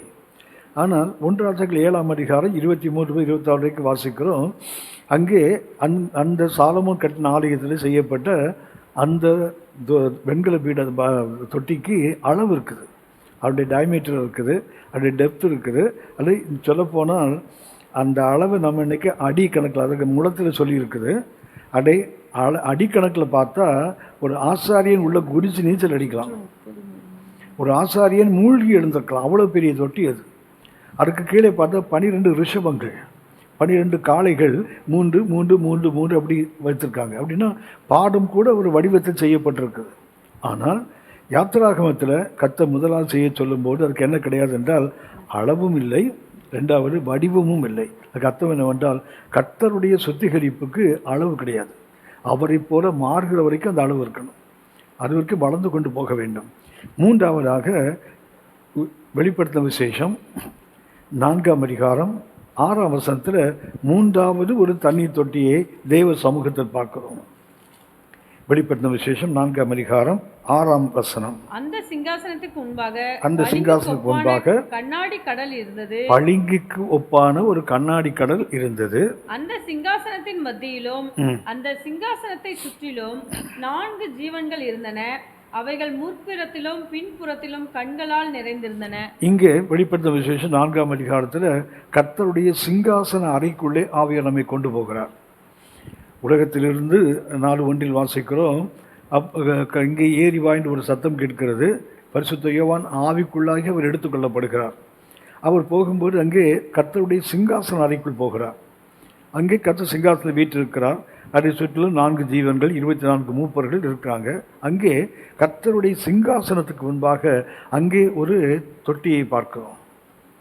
ஒரு வெண்கல தொட்டி அல்ல, அது ஒரு தொட்டியை பார்க்கிறோம். அங்கே அது என்ன மெட்டீரியல்னு சொல்லலை. திரும்ப வாசிங்க 6ஆம் வசனம். அந்த சிங்காசனத்துக்கு முன்பாக பளிங்கு கொப்பான கண்ணாடி கடல் இருந்தது. அங்கே போடும் ஒரு கண்ணாடி கடல் அங்கே இருக்கிறது. அப்படின்னா பூமியில் பார்க்கும்போது வெண்கல தொட்டி, அது தண்ணீர் இருக்கிறது, அதற்கு டு வாஷ், கழுவுவதற்கு. ஆனால் பரலோகத்தில் இருக்கிற அந்த தண்ணீர் தொட்டியில் தண்ணீர் இல்லை, கிறிஸ்டலைன், அதாவது படிகங்களாக இருக்குது. தண்ணீர் உறைந்து போய் கண்ணாடி மாதிரி தெரியுது. அது அந்த தொட்டியில் என்ன கிடையாது, தண்ணீர் இல்லை, கிறிஸ்டலைன், அதாவது படிகங்களாக. அது மொத்தம் எப்படி இருக்குன்னா அதை கழுவ முடியாது. ஏன் அங்கே அந்த தண்ணீர் தொட்டி அப்படி இருக்குது அப்படின்னு சொன்னால், பரிசுத்தமாக்கப்பட்டவங்க தான் இனிமேல் மேலே போகிறாங்க. அங்கே போய் மறுபடியும் அவங்க பரிசுத்தம் பண்ண வேண்டிய அவசியம் இல்லை. பூமியில் இருக்கும்போது ஆசாரியர்கள் தேவ சமூகத்துக்கு போகணும்னு சொன்னால் அவர்கள் ஊழியம் செய்வதில் கூட அவர்கள் அழுக்கடைவதற்கு வாய்ப்பு இருக்குது. ஆகவே ஆலயத்துக்குள்ளே போகிறதுக்கு மட்டும் சுத்திகரிக்க வேண்டும். ஆனால் பரலோகத்தில் போகும்போது 3வது அந்த தண்ணீர் தொட்டியை பார்க்குறோம். அது எப்படி தண்ணீராக இல்லை, அது கண்ணாடி போன்ற பளிங்கு, அது ஆங்கிலத்தில் பார்த்தீங்கன்னா கிறிஸ்டலைன், அதாவது படிகங்களாக இருக்கிறது. அப்போ அங்கே கழுவ வேண்டிய அவசியம் இல்லை. அங்கே அளவும் இல்லை, வடிவமும் இல்லை. 2வது அங்கே தண்ணீரும் இல்லை, சுத்திகரிக்க அவசியம் இல்லை. இது 3வது. 4வதாக வெளிப்படுத்தின விசேஷம் 15ஆம் அதிகாரம். வெளிப்படுத்தின விசேஷம் 15ஆம் அதிகாரம் 2ஆம் வசனத்தில் இன்னும் ஒரு கண்ணாடி கடலை நாம் பார்க்கிறோம். வெளிப்படுத்தின விசேஷம் 15:2. அன்றியும் அக்கினி கலந்த கண்ணாடி கடல் போன்ற ஒரு கடலையும் மிருகத்திற்கும் அதன் சொரூபத்திற்கும் அதன் முத்திரைக்கும் அதன் நாமத்தின் விளக்கத்திற்கும் உள்ளாகாமல் ஜெயம் கொண்டவர்கள் தேவ சுரமண்டலங்களை பிடித்து கொண்டு அந்த கண்ணாடி கடல் அருகே நிற்கிறதையும் கண்டேன். இப்போ 4வது ஒரு கண்ணாடி கடலை பார்க்கிறோம். இது தேவ சமூகத்தில் இருக்கிறது. அங்கே அது யார் நிற்கிறாங்க அப்படின்னு சொன்னால், மிருகத்தினுடைய அந்த கிறிஸ்துவனுடைய நாட்களில் அவன் முத்திரையை தரித்து கொள்ளாமல் அவன் பின்னாடி போகாமல் கர்த்தருக்காக நின்று பாடுகளை சகித்து உபத்திரவத்தின் வழியாக தேவர சமூகத்துக்கு வந்தவர்கள். ஆகவே தான் அந்த தொட்டியில் அக்னிமயமான தொட்டின்னு இருக்கு பாருங்களேன். அங்கே இருப்பது ஃபயர், அங்கே அக்னி. அப்படின்னா 4 இடங்களில் நாம் வேதத்தில் இந்த தண்ணி தொட்டியினுடைய சாயலை பார்க்குறோம். 1 யாத்திராகமம், 2வதாக 1 ராஜாக்கள். அது பூமியிலே சாலமோனை கொண்டு கர்த்தர் செய்த அந்த ஆலயத்தினுடைய அந்த தண்ணீர் தொட்டி. அதுக்கு அளவு இருக்குது, அதுக்கு ஷேப் இருக்குது, அதுக்கு எவ்வளோ தண்ணீர் பிடிக்கும் என்று இருக்கிறது, அதனுடைய பாடங்கள் எப்படி, இது எல்லாமே சொல்லப்படுகிறது. ஆனால் யாத்திராகமத்தில் 2வது வெளிப்பாடு 4:6, வெளிப்படுத்தும் விஷயம் 15:2 எங்கேயுமே அளவோ அல்லது வடிவமோ கிடையாது. 3க்கு 3 நோக்கங்கள். யாத்திராகமத்தில் அது சுத்திகரிப்பதற்காக. வெளிப்பாடு 4:6 சுத்திகரிக்க அவசியம் இல்லாதவர்கள். ஏனென்றால் கர்த்தருடைய அந்த ரகசிய வருகையில் எடுத்துக்கொள்ளப்பட்டவர்கள் தான். யோவான் அங்கே எடுத்துக்கொள்ளப்பட்டிருக்கிறார் என்றால், இங்கே ஏறிவா என்று சொல்லும்போது ஆவிக்குள்ளாகி யோவான் போனாரே, அது ரகசிய வருகையின் அடையாளம். அவர்களுக்கு இன்னும் ஒரு சுத்திகரிப்பு தேவை இல்லை. ஆனால் வெளிப்பாடு 15:2 இவர்கள் உபத்திரவ காலத்தில் கர்த்தருக்காக சாட்சியாக நின்று அந்த அந்தி கிறிஸ்துவின் முத்திரையை ஏற்றுக்கொள்ளாமல் பாடுகள் வழியாக அந்த அக்னி வழியாக கடந்து பரலோகம் வந்ததுனால அந்த தண்ணீர் தொட்டியில் அக்னிமயமான ஒரு கண்ணாடி கடலை நாம் பார்க்கிறோம். ஆகவே இந்த தண்ணீர் தொட்டில் நாம் கற்றுக்கொள்ள வேண்டியது என்னவென்றால், சுத்திகரிப்புக்கு என்ன கிடையாது, எல்லை இல்லை. அது ஆண்டவர் இயேசு அளவுக்கு நாமும் சுத்திகரிக்கப்பட வேண்டியது அவசியம். 4வதாக யாத்திராகமம் 30ஆம் அதிகாரம் 18ஆம் வசனத்தை வாசிக்கிறோம். அந்த தண்ணீர் தொட்டி வைக்கப்பட்ட இடத்தை பார்க்கிறோம். அது பலிபீடத்துக்கும் கூடாரத்துக்கும் நடுவில் வைக்கப்பட்டிருக்கிறது வேதம் சொல்கிறது. அதாவது it stood between altar and the tent. அந்த கூடாரத்துக்கும் பலிபீடத்துக்கு நடுவே இது வைக்கப்படுகிறது. இது நமக்கு சுட்டி காட்டுகின்ற ஒன்று. பலிபீடம் நாம் அறிந்திருக்கிறோம். லேவியராகமம் 4ஆம் அதிகாரம், லேவியராகமம் 4ஆம் அதிகாரம் 18 முதல் 20 வசனங்களை பார்க்கிறோம். பலிபீடம் மன்னிப்பின் அடையாளம். லேவியராகமம் 4:18 முதல் 20 வரை. ஆசரிப்பு கூடாரத்தில் கர்த்தருடைய சந்நிதியில் இருக்கும் பலிபீடத்தின் கொம்புகளின் மேல் அந்த இரத்தத்தில் கொஞ்சம் பூசி மற்ற இரத்தமெல்லாம் ஆசரிப்பு கூடார வாசலில் இருக்கிற தகன பலிபீடத்தின் அடியிலே ஊற்றிவிட்டு அதன் கொழுப்பு முழுவதையும் அதிலிருந்து எடுத்து பலிபீடத்தின் மேல் தகனித்து பாவ நிவாரண பலியின் காளையை செய்த பிரகாரம் இந்த காளையையும் செய்து இவ்விண்ணமாய் ஆசாரியன் அவர்களுக்கு பாவ நிவர்த்தி செய்ய கடவன். அப்பொழுது அது அவர்களுக்கு மன்னிக்கப்படும். அதுதான் பலிபீடத்தில் கிடைப்பது என்ற பாவ மன்னிப்பு. அடுத்து லேவியராகவும் 4ஆம் அதிகாரம் 7ஆம் வசனத்தை பார்க்கிறோம். ஆசாரியனுக்கு ஒரு மன்னிப்பு கிடைக்கிறது. பின்பு ஆசாரியன் இந்த இரத்தத்தில் கொஞ்சம் எடுத்து ஆசாரிப்பு கூடாரத்திலே கர்த்தருடைய சந்நிதியில் இருக்கும் சுகந்த தூபபீடத்து கொம்புகளின் மேல் பூசி காளையினுடைய மற்ற இரத்தம் முழுவதையும் ஆசாரிப்பு கூடார வாசலுக்கு முன்பாக இருக்கிற தகன பலிபீடத்தின் அடியிலே ஊற்றிவிட்டு, அது ஜனங்களுக்கு முதல்ல கிடைக்கின்ற மன்னிப்பை குறித்து தான் லேவியராகவும் 4:18 முதல் 20 வரை கவனித்தோம். லேவியராகவும் 4:7 அபிஷேகம் பெற்ற ஒரு ஆசாரியனுக்கு மன்னிப்பு வேண்டுமானால் அது எங்கே கிடைக்கும்னு சொன்னால், அந்த உள்ளே இருக்கக்கூடிய பரிசுத்த தலத்தில், இது பிரகாரத்தில் இருக்கிறது, பரிசுத்த தலத்தில் இருக்கக்கூடிய அந்த தூப பீடத்தினுடைய கொம்புகளில் ரத்தம் பூசப்படுகிறது. ஆகவே ஒன்று மன்னிப்பின் அடையாளம் பலிபீடம். கூடாரத்துக்குள்ளே போனால் அங்கே கிடைப்பது என்னவென்றால் ஒப்புரவாக்குதலின் அனுபவம். வெளியே பாவ மன்னிப்பு, உள்ளே போனால் அவனுக்கு கிடைப்பது அது அவனுக்கு ஒப்புரவாக்குகின்ற அனுபவம். ஏற்கனவே கவனித்திருக்கிறோம். லேவியராகமம் 23ஆம் அதிகாரம் 27ஆம் வசனத்தில் நாம் பார்க்கிறோம், ஒரு பிராயச்சித்த நாள் என்று ஒன்றை வாசிக்கிறோம். லேவியராகமம் அந்த 7ஆம் மாதம் 10ஆம் தேதி உங்களுக்கு பாவ நிவர்த்தி செய்யும் நாளும் சபை கூடும் பரிசுத்த நாளுமாய் இருப்பதாக. அப்பொழுது நீங்கள் உங்கள் ஆத்துமாக்களை தாழ்மைப்படுத்தி கர்த்தருக்கு தகன பலி செலுத்த கடவீர்கள். அப்படின்னா வெளியே பலிபீடம் எதை கொடுக்கிறதுனா மன்னிப்பை கொடுக்கின்ற இடம். உள்ளே கூடாரத்துக்குள்ளே போகும்போது அங்கே ஒப்புரவாக்குகின்ற இடம். ஆகவே இந்த தண்ணீர் தொட்டி எங்கே வைக்கப்படுகிறது என்றால் மன்னிப்புக்கும் ஒப்புரவாக்குதலுக்கும் நடுவே வைக்கப்படுகிறது. ஆகவே இந்த சுத்திகரிப்பு ஏன் அவசியம் என்றால், நாம் ஏற்கனவே மன்னிக்கப்பட்டிருக்கிறோம். மன்னிக்கப்பட்டால் மாத்திரம் போராது, அடுத்தது அவர்கள் தேவனோடு ஒப்புரவாக வேண்டும். மன்னிக்கப்படுவது ஒரு அனுபவம், ஆனால் ஒப்புரவாகுதல் என்றால் தேவன் கிட்ட போவது, அணுகி போவது, தேவனோடு இருக்கின்ற அனுபவம். ரட்சிக்கப்படுவது பலிபீடத்தின் அனுபவம், அந்த தூபபீடத்தின் அனுபவம், அது ஒப்புரவாகின்ற அனுபவம். அது ஆசாரியனுக்கும் கிடைக்கிறது, முழு இஸ்ரவேலுக்கும் அது கிடைக்கும். ஆகவே இது தண்ணீர் தொட்டி சுத்திகரிப்பு எங்கே வைக்கப்படுகிறது என்றால், இது மன்னிக்கப்பட்டவர்கள் தேவனோடு ஒப்புரவாக வேண்டிய அந்த அனுபவத்துக்குள் வர வேண்டும். அது நமக்கு குறிக்கின்றது. அடுத்து கொண்டு நாம் கவனிப்போம். இதில் தண்ணீர் நிரப்பப்படுகிறது. யாத்திராகமம் 30:18 வாசிக்கிறோம், தண்ணீர் நிரப்ப வேண்டும். அந்த வாசிக்கமா? யாத்திராகமம் 30:18. கழுவுகிறதற்கும் வெண்கலத்தால் ஒரு தொட்டியையும் வெண்கலத்தால் அதன் பாதத்தையும் உண்டாக்கி அதை ஆசரிப்பு கூடாரத்திற்கும் பலிபீடத்திற்கும் நடுவே வைத்து அதிலே தண்ணீர் வார்ப்பாயாக. இதில் என்ன நிரப்பப்படுகிறது என்றால் தண்ணீர் பார்க்கப்படுகிறது. வேதத்தில் பார்த்தா 2 விதமான தண்ணீரை நாம் பார்க்கிறோம். வேதத்தில் இது தண்ணீர் தொட்டியில் தண்ணீர் நிரப்பப்படுகிறது டு வாஷ், கழுவுவதற்கு. ஆனால் வேதத்தில் பார்த்தா 2 விதமான தண்ணீரை பார்க்கிறோம். ஒன்று யோவான் நற்செய்தி 7ஆம் அதிகாரம் 37 முதல் 39 வரை. இங்கே குடிக்கின்ற தண்ணீரை குறித்து பார்க்கிறோம். வாட்டர் ஃபார் ட்ரிங்கிங், குடிப்பதற்கு ஒரு தண்ணீரை பார்க்கிறோம். யோவான் 7ஆம் அதிகாரம் 37 முதல் 39 வரை. பண்டிகையின் கடைசி நாளாகிய பிரதான நாளிலே இயேசு நின்று சத்தமிட்டு, ஒருவன் தாகமாய் இருந்தால் என்னிடத்தில் வந்து பானம் பண்ண கடவன். வேத வாக்கியம் சொல்லுகிறபடி என்னிடத்தில் விசுவாசமாய் இருக்கிறவன் எவனோ அவன் உள்ளத்திலிருந்து ஜீவ தண்ணீருள்ள நதிகள் ஓடும் என்றார். தம்மை விசுவாசிக்கிறவர்கள் அடைய போகிற ஆவியை குறித்து இப்படி சொன்னார். இயேசு இன்னும் மகிமைப்படாதிருந்தபடியினால் பரிசுத்த ஆவி இன்னும் அருளப்படவில்லை. அப்படின்னா இங்கே இந்த தண்ணீரை ஆவியானவர் கூப்பிட்டு சொல்லுகிறார். குடிக்கின்ற தண்ணீர், தாகத்தை தீர்க்கின்ற தண்ணீர், அது ஆவியானவர் என்று வேதம் சுட்டி காட்டுகிறது. இது ஃபார் ட்ரிங்கிங். தண்ணீர் தொட்டியில் தண்ணீர் நிரப்பப்படுகிறது. ஏன் நிரப்பப்படுகிறது என்றால் சுத்திகரிப்பதற்கு என்று கவனித்தோம். இந்த சுத்திகரிப்பதற்கு முதல்ல தாகம் தீர்க்கின்ற அனுபவத்துக்கு ஒரு தண்ணீர் இருக்கிறது. யோவான் 7:37-39 வரை. 2ஆவதாக இது கர்த்தருடைய வார்த்தையை குறிக்கின்ற தண்ணீர், அதாவது கர்த்தருடைய உபதேசத்தை குறிப்பது.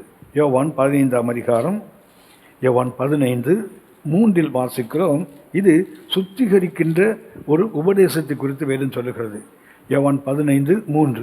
நான் உங்களுக்கு சொன்ன உபதேசத்தினாலே நீங்கள் இப்பொழுதே சுத்தமாக இருக்கிறீர்கள். நான் உங்களுக்கு சொன்ன உபதேசத்தினாலே இப்போதே நீங்கள் சுத்தமாக இருக்கிறீர்கள்.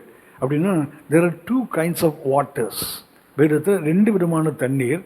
ஒன்று தாகம் தீர்க்கின்ற தண்ணீர், மற்றொன்று சுத்திகரிக்கின்ற தண்ணீர். இன்னும் சொல்லப்போனால் அந்த உபதேசத்தினால அவர்கள் இன்னும் அதிகமான கனி கொடுக்கிறவனாய் மாறுவதற்கு கொடுப்பது. ஆகவே 2 விதமான தண்ணீரை வேதம் சுட்டி காட்டுகிறது.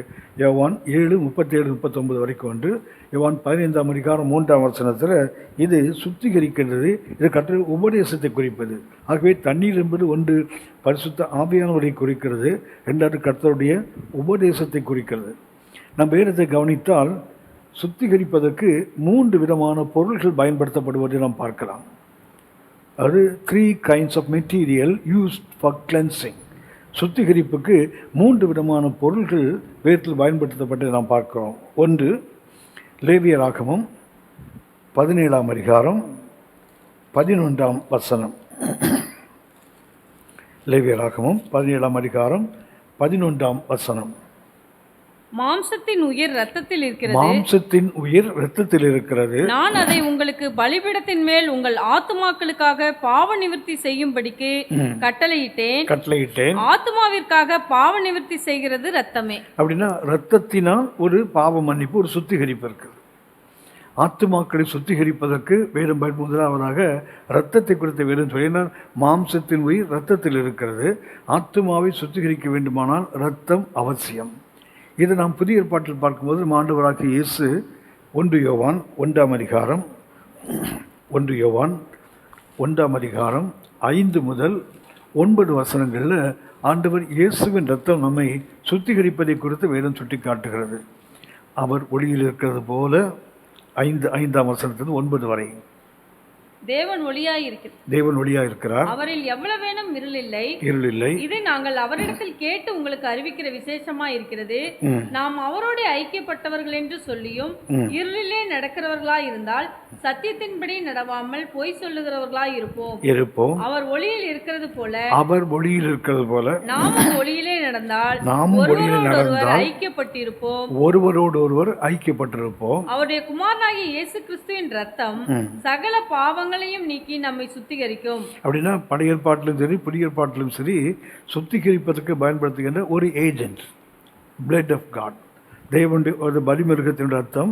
புதிய ஏற்பாட்டு வரும்போது ஆண்டவர் இயேசு நமக்காக சிலுவையில் சிந்தின ரத்தம். அந்த ரத்தம் சுத்திகரிப்பதற்கு பயன்படுகிறது. ஒன்று பிளட். 2ஆவதாக தண்ணீரை குறித்து வேதம் சொல்லுகிறது. சுத்திகரிப்புக்கு 2வது வேதத்தில் பயன்படுத்தப்படுவது தண்ணீர். எண்ணாகமும் 19ஆம் அதிகாரம், அந்த அதிகாரம் முழுவதையும் வாசிக்க வேண்டும், நமக்கு நேரம் இல்லை. அதில் பார்த்தால் தீட்டு கழிக்கும் ஜலம் என்று ஒன்று இருக்கிறது. எண்ணாகவும் 19ஆம் அதிகாரத்தில் 9ஆம் வசனத்தில் வாசிக்கிறோம். இருக்கிற ஒருவன் அந்த கிடாரியின் சாம்பலை வாரிக்கொண்டு பாளையத்திற்கு புறம்பே சுத்தமான ஒரு இடத்திலே கொட்டி வைக்க கடவன். அது இஸ்ரவேல் புத்திரரின் சபைக்கு தீட்டு கழிக்கும் ஜலத்துக்கென்று காத்து வைக்கப்பட வேண்டும். அது பாவத்தை பரிகரிக்கும். அந்த 19ஆம் அதிகாரம் முழுவதும் அந்த தீட்டு கழிக்கும் ஜலம் எப்படி செய்யப்பட வேண்டும் என்று கற்று சொல்லியிருப்பார்.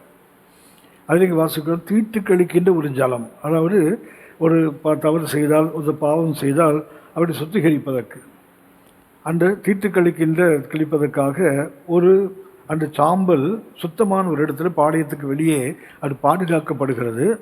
தவறு செய்யும்போது தீட்டு கழிக்கின்ற ஜலம் தேவைப்படும் போது சுத்தமான தண்ணீரில் அந்த சாம்பலை எடுத்து அதை கலக்கி அவர்கள் மேலே தெளிக்கின்ற அனுபவம் உண்டு. ஆகவே தண்ணீரும் சுத்திகரிப்புக்கு பயன்படுகிறது. அதுக்கு பேரே தீட்டு கழிக்கும் ஜலம் என்று வேதம் சொல்கிறது. நாம் புதிய ஏற்பாட்டுக்கு வரும்போது எபேசியர் 5ஆம் அதிகாரம் 26ஆம் வசனம், தாம் அதை திருவசனமாகிய தண்ணீரை கொண்டு, எபேசியர் 5:26, தாம் அதை திருவசனத்தை கொண்டு தண்ணீர் முழுக்கினால் சுத்திகரித்து பரிசுத்தமாக்குகிறதற்கும் கரைதிரை முதலானவைகள் ஒன்றும் இல்லாமல் பரிசுத்தமும் பிழையற்றதுமான மகிமையுள்ள சபையாக அதை தமக்கு முன் நிறுத்திக் கொள்வதற்கும் தம்மை தாமே அதற்காக ஒப்பு கொடுத்தார். ஆகவே முதல்ல இரத்தம் சுத்திகரிக்கிறது, 2ஆவதாக தண்ணீரும் சுத்திகரிக்கிறது. எபேசியர் 5:26 தண்ணீர் என்பது வசனம் என்று பார்க்கிறோம். அடுத்து அக்னி, எதால் சுத்திகரிக்கப்படுதா? நெருப்பு, அக்னியினால் சுத்திகரிக்கப்படுகின்ற அனுபவம் இருக்கிறது. எண்ணாகமம் 31 அதிகாரம், எண்ணாகமம் 31, 22, 23 வசனங்கள். அக்கினிக்கு நிற்கத்தக்கவைகளாகிய பொன் வெள்ளி வெண்கலம் அக்கினிக்கு நிற்கத்தக்கதாகிய பொன் வெள்ளி வெண்கலம் இரும்பு தகரம் ஈயம் ஆகிய இவைகள் எல்லாம் சுத்தமாகும்படிக்கு அவைகளை அக்கினியிலே போட்டெடுக்க கடவீர்கள். அப்படின்னா அக்னி எதற்கு பயன்படுத்தப்படுது? சுத்திகரிப்பதற்கு பயன்படுத்தப்படுகிறது. மேலே கீழெல்லாம் பார்த்தா தோல்னால் செய்யப்பட்டது, மரத்தால் செய்யப்பட்டது, அவைகளை நெருப்பில் போட்டால் எரிஞ்சு போயிடும். ஆனால் பொன் வெள்ளி வெண்கலம் தகரம் இரும்பு போன்றவைகள் நெருப்பில் போட்டால் அது அழிந்து போகாது, எரிந்து போகாது, மாறாக அது சுத்திகரிக்கப்பட வேண்டும் என்று வேதம் சொல்லுகிறது. ஆகவே அக்னிக்கு நிற்கக்கூடியவைகளை அக்னியினால் சுத்திகரிக்க வேண்டிய அவசியம் உண்டு. ஆகவே நெருப்பு அக்னியினாலும் சுத்திகரிக்கப்படுகிறது. அது வேதத்தில் 3 விதமான பொருளால் சுத்திக்கப்படுது. ஒன்று ரத்தம், இரண்டாவது தண்ணி தீட்டு கழிக்கும் ஜலம், மூன்றாவதாக அக்னி. இந்த அக்னியை குறித்து தான் 1 பேதுரு 1 அதிகாரம் 1 பேதுரு 1 அதிகாரம் 7 வசனத்தில் விசுவாசம் சோதிக்கப்படுவது அக்னியினால் என்று வேதம் சொல்லுகிறது. 1 பேதுரு 1 அதிகாரம் 7 வசனம். அழிந்து போகிற பொன் அக்னியினால் சோதிக்கப்படும். அழிந்து போகிற பொன் அக்னியினால் சோதிக்கப்படும். அதை பார்க்கிலும் அதிக விலையேற பெற்றதா இருக்கிற உங்கள் விசுவாசம் சோதிக்கப்பட்டு இயேசு கிறிஸ்து வழிபடும் போது உங்களுக்கு புகழ்ச்சியும் கனமும் மகிமையும் உண்டாக காணப்படும். அப்படின்னா மூன்றாவதாக அது அக்னியினால் சோதிக்கப்படுகின்ற ஒரு அனுபவம், அக்னியால் சுத்திகரிக்கப்படுகின்ற அனுபவம்.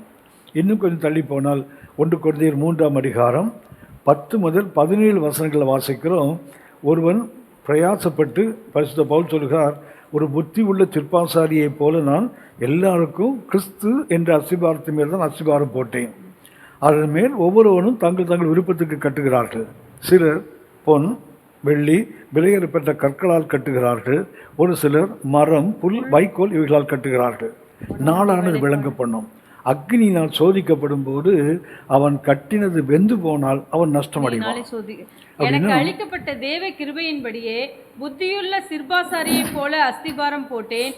வேறொருவன் அதின் மேல் கட்டுகிறான், அவன் தான் அதின் மேல் இன்ன விதமாய் கட்டுகிறான் என்று பார்க்க கடவன்.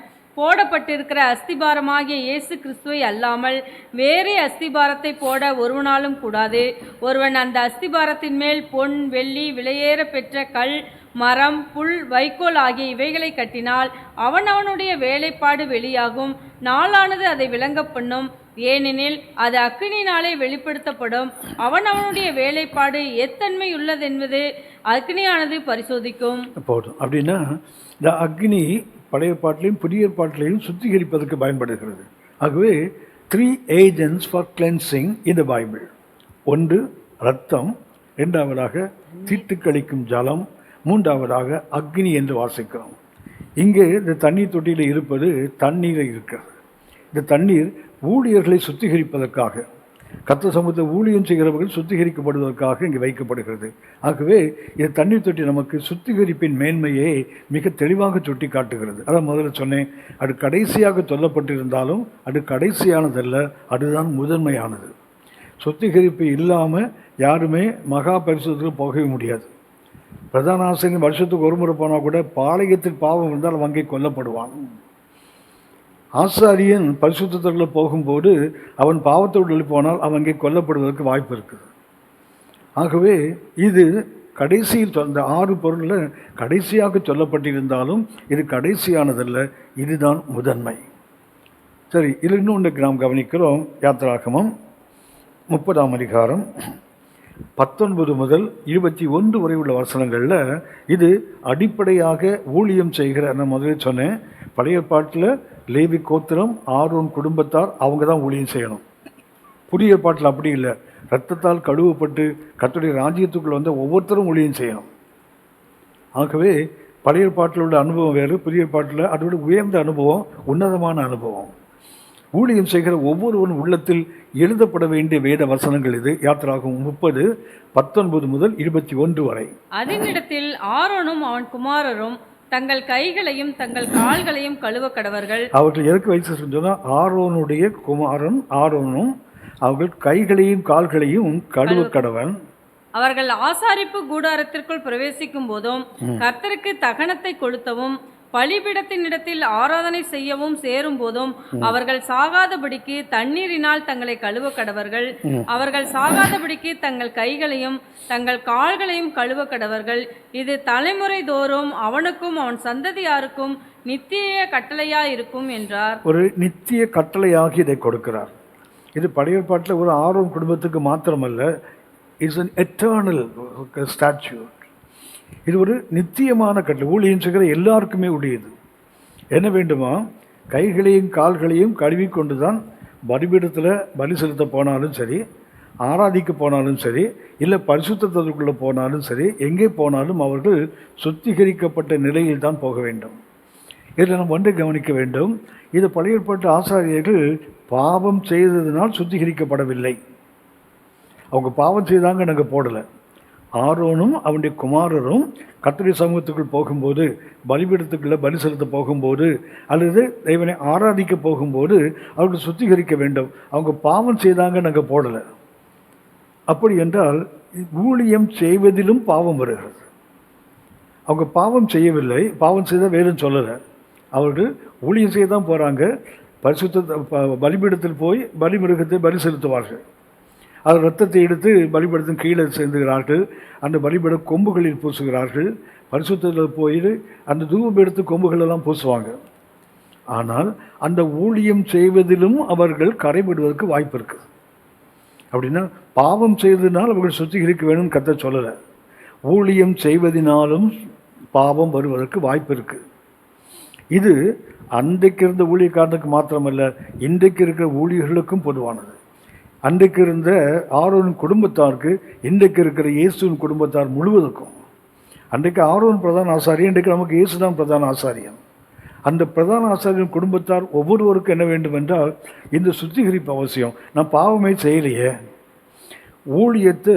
ஊழியம் செய்யக்கூடாத விதத்தில் செய்தால் அதுவே பாவம்தான். எரேமியா 48ஆம் அதிகாரம் 10ஆம் வசனத்தில் ஊழியம் செய்கிறவனுக்கும் சாபம் வரும் என்று வேதம் சொல்லுகிறது. எரேமியா 48ஆம் அதிகாரம் 10ஆம் வசனம்.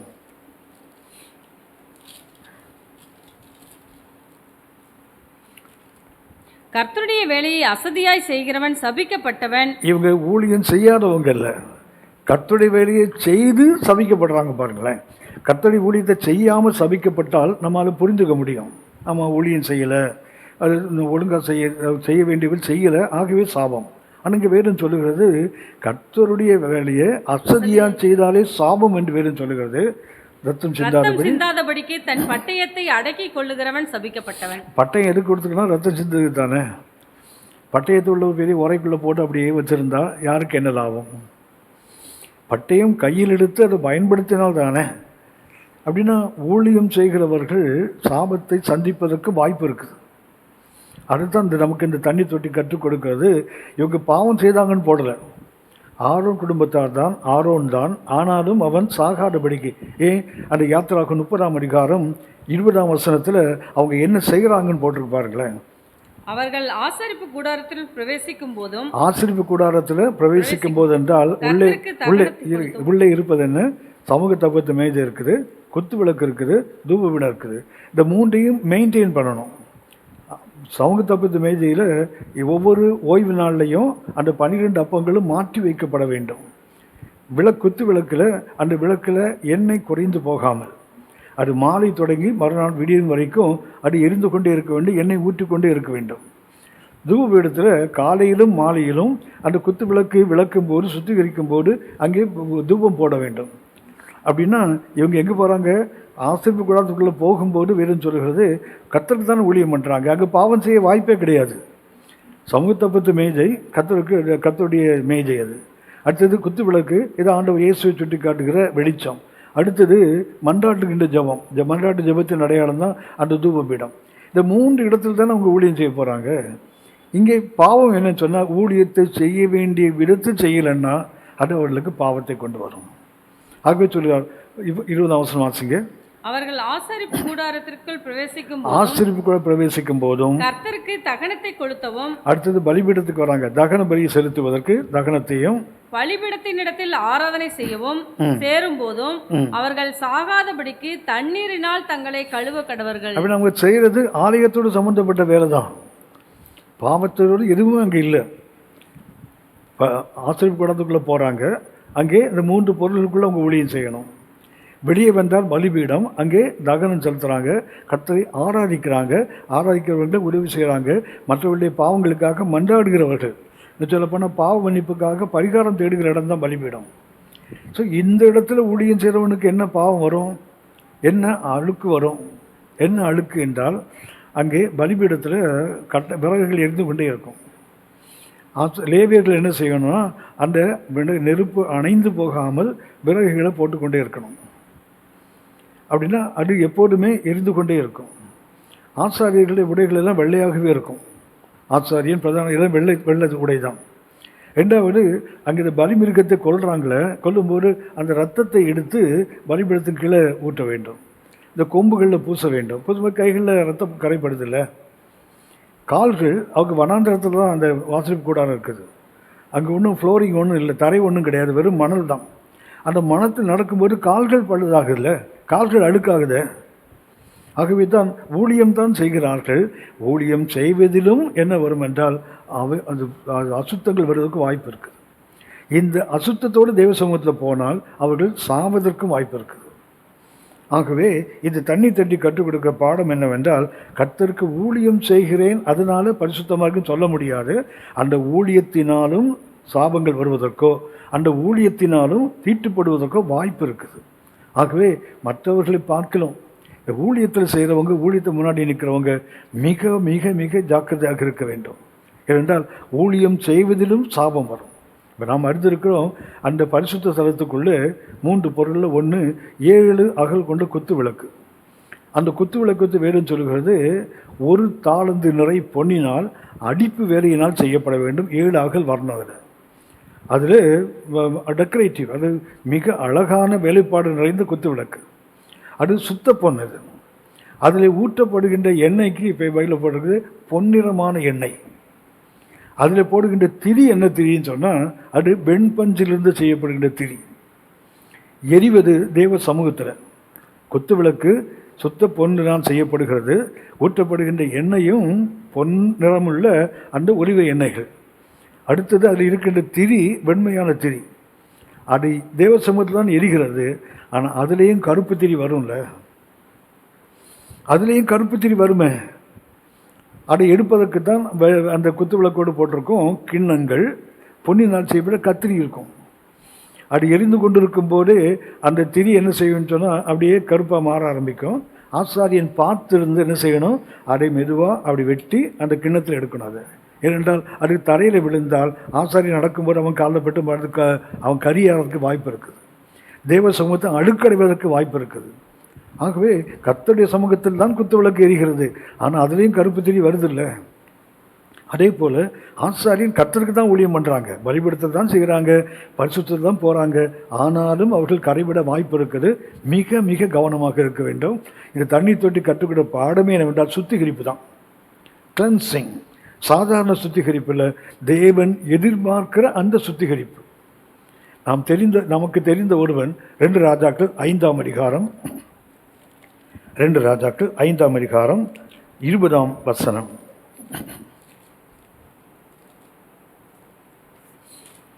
2 ராஜாக்கள் 5:20.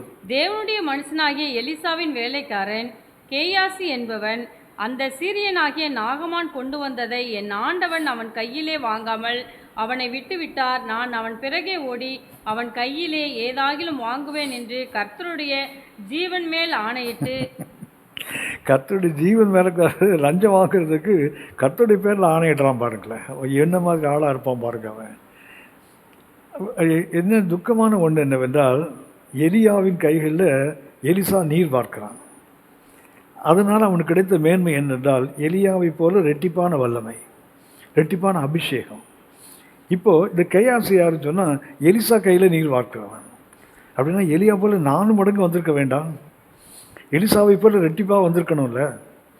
அந்த கேயாசின்ற பேருக்கு அர்த்தமே வேலி ஆஃப் விஷன்ஸ், தரிசனம் நிறைந்த பள்ளத்தாக்குன்னு அர்த்தம். அந்த கேயாசின்ற பேருக்கு அர்த்தமே அவன் யாருன்னு சொன்னால் வேலி ஆஃப் விஷன்ஸ், தரிசன பள்ளத்தாக்கு, தரிசனங்கள் நிறைந்தவன் என்று அர்த்தம். ஆனால் அவனுக்குள்ள அந்த பொருளாசை வருது பாருங்களேன்.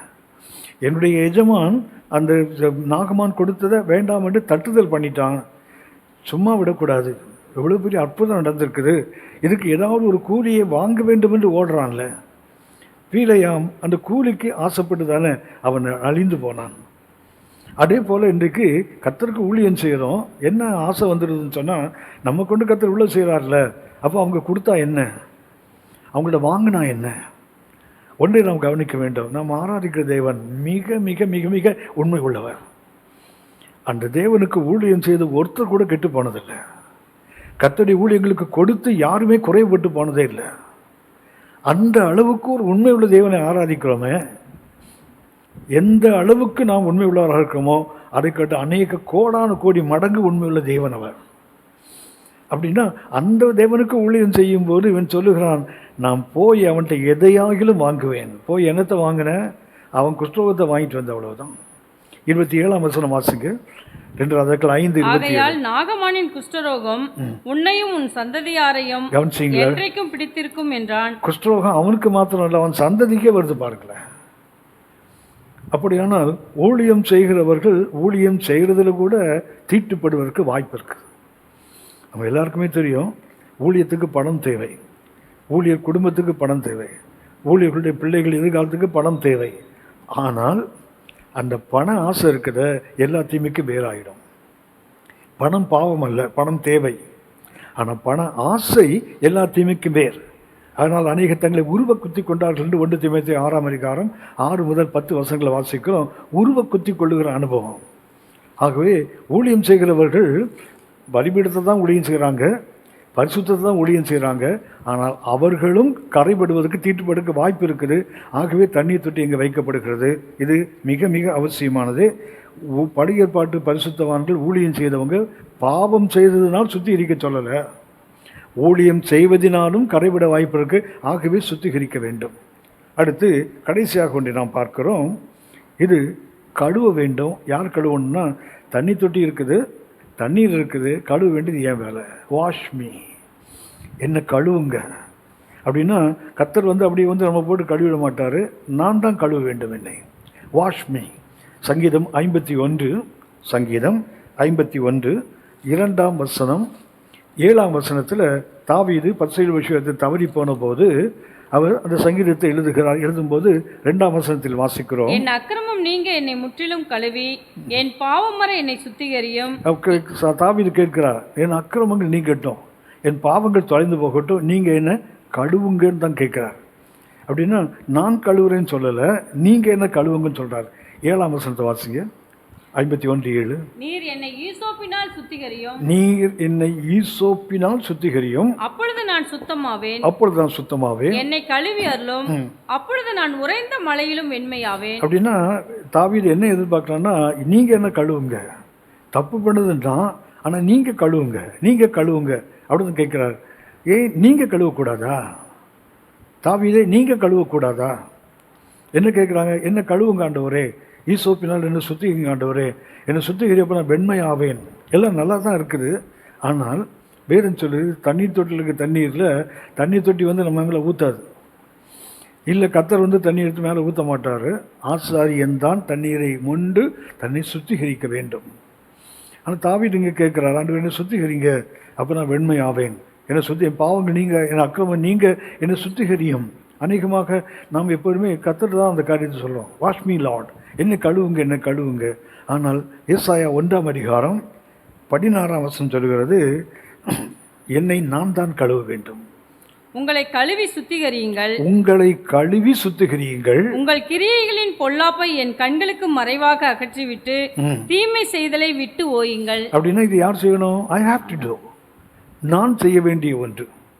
ஆசாரியன் தான் தண்ணீர் எடுத்து கழுவிடுமே தவிர வேறு யாரும் தண்ணீர் எடுத்து அவனுக்கு ஹெல்ப் பண்ண மாட்டாங்க.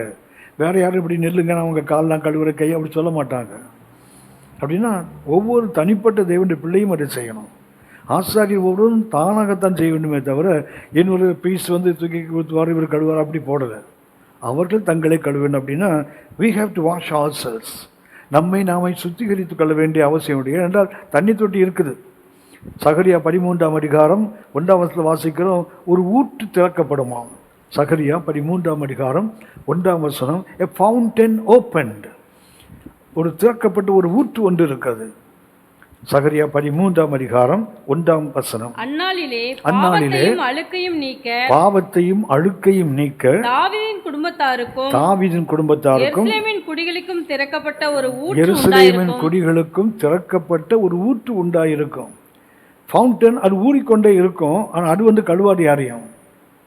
நான் தான் போய் கழுவ வேண்டும். கல்வாரி சிலுவையிலே ஆண்டவர் இயேசு விழா பிளக்கப்பட்டதே, ஒரு ஊற்று திறக்கப்பட்டதே, ரத்தமும் தண்ணீரும் புறப்பட்டு வந்தது. அது என்ன, நான் தான் அதை பயன்படுத்த வேண்டுமே தவிர அது என்னை சுத்திகரிப்பதில்லை.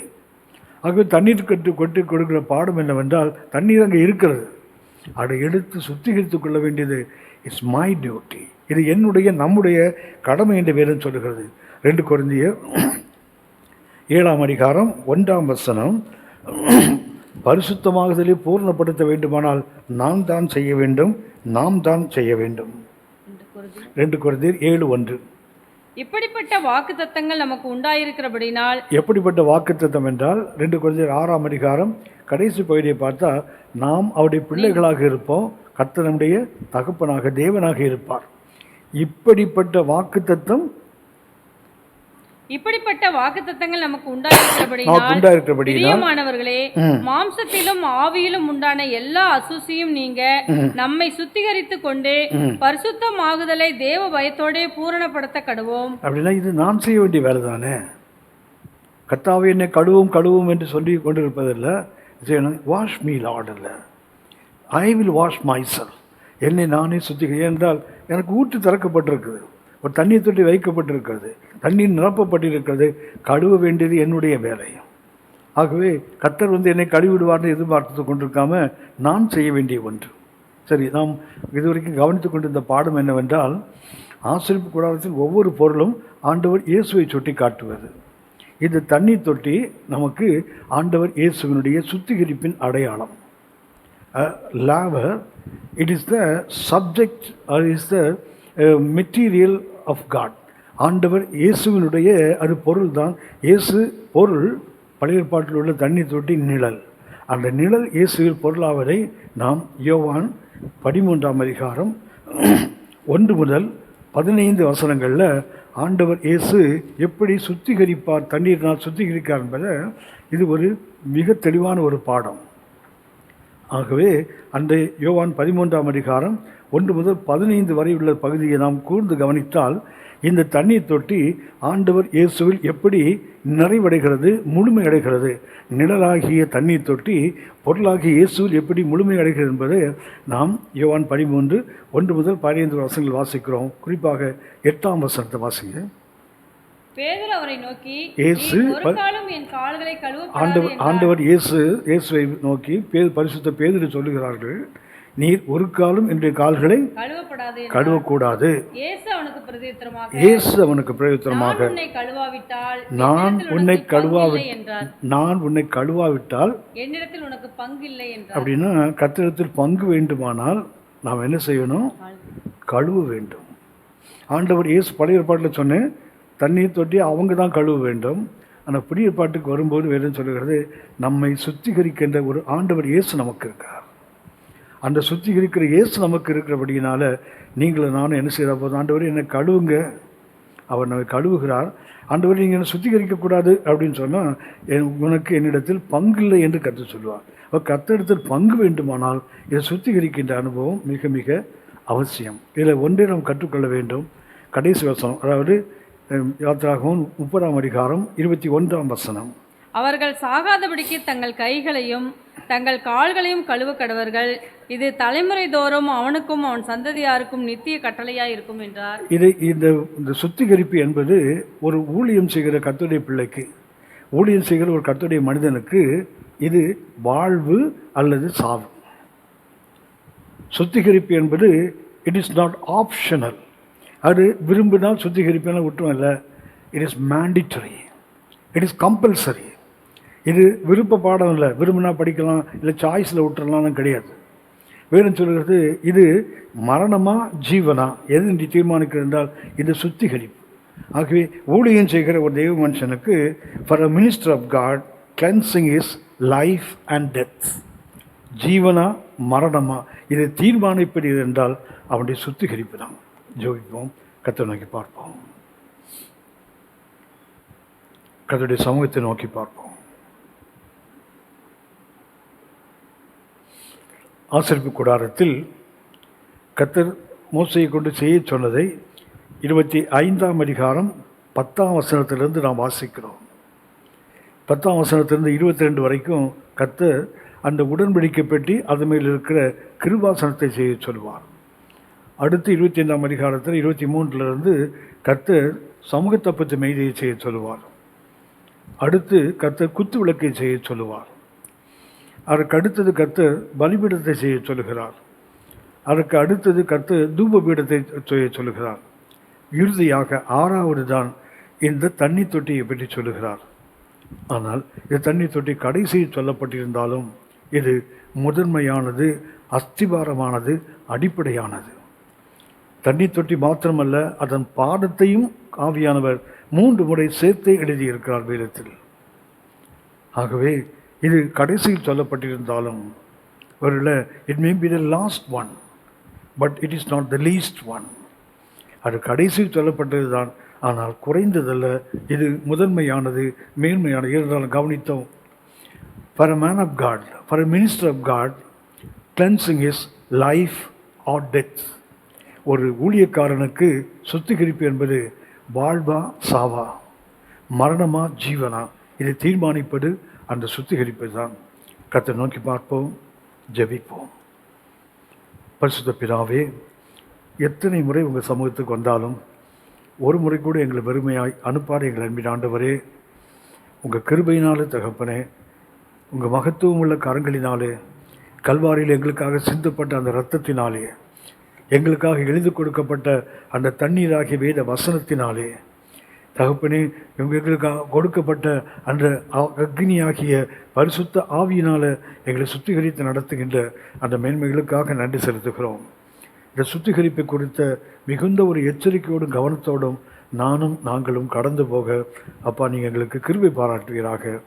மகிமையை நாங்கள் மக்கள் செலுத்துகிறோம் எங்கள் ஆண்டவர் இயேசுவின் மூலம் பிதாவே, ஆமென், ஆமென். முடிக்கும் முன்பாக ஒரு சின்ன கருத்தை உங்கள் முன் வைத்துவிட்டு நான் முடிக்கிறேன். கர்த்தர் கிருபையினாலே நாம் கடந்த ஏறக்குறைய இந்த ஆசரிப்பு கூடாரத்தை கொஞ்சம் சற்று நீண்ட காலமாக நாம் கவனித்து கொண்டு வருகிறோம். ஏறக்குறைய ஒரு 50 மணி நேரத்துக்கு மேலே இந்த ஆசரிப்பு கூடாரத்தினுடைய அந்த 7 பொருட்களை மாத்திரமே நாம் கவனித்திருக்கிறோம். இன்னும் கூடாரம், அதன் பலகைகள், இன்னும் அநேக பகுதிகள் இருக்குது, நாம் இங்கே போகவில்லை. இதுவரைக்கும் ஏறக்குறைய 43 பகுதிகள், ஏற 50 மணி நேரத்துக்கு மேலே நாம் கவனித்திருக்கிறோம். என்னோடு கூட இந்த ஒரு சின்ன நீண்ட பயணத்தில் என்னோடு நீங்களும் வந்திருக்கீங்க. இதை தவறாமல் அநேகர் பார்த்துருக்கீங்க. உங்கள் ஒவ்வொருவருக்கும் ஆண்டவராகிய இயேசு நாமத்தினால் உங்களுக்கு என்னுடைய வாழ்த்துக்களையும் நன்றிகளையும் சொல்லுகிறேன். கர்த்தருடைய ஆசீர்வாதம் உங்கள் மேல் நிறைவாக இருக்கும். கர்த்தருக்கு மகிமை உண்டாகட்டும். ஆமென்.